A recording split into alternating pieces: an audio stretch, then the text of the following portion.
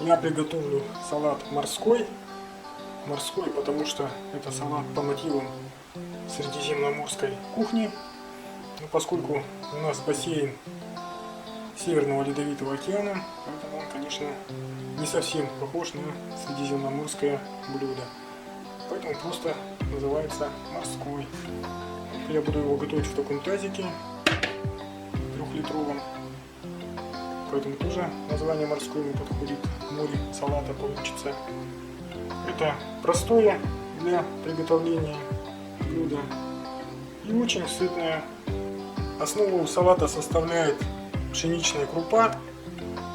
Это цельнозерновая крупа сорта полба или спельта.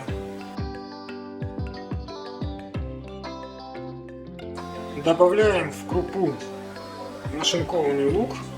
Поскольку средиземноморская диета предполагает наличие овощей, для салата мы нарежем свежий огурец.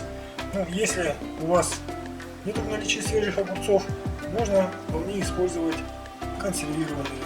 Огурец нарезаем мелкими кубиками.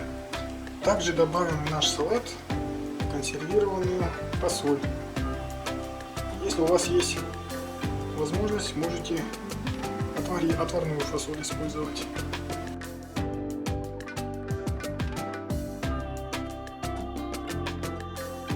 После фасоли в салат добавим вареные яйца. На такое количество салата хватит 4 яйца.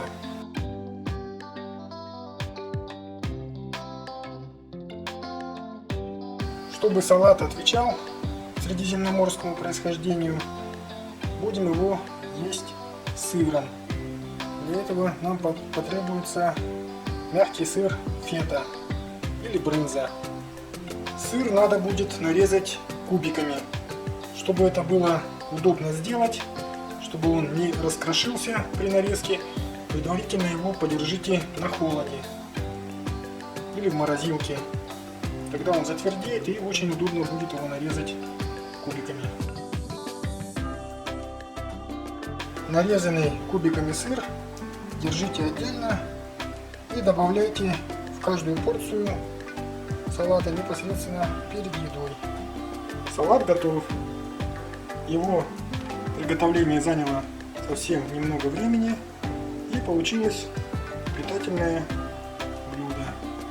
Поскольку салат приготовлен по средиземноморским мотивам, будем его заправлять оливковым маслом и после добавим наш сверху сыр.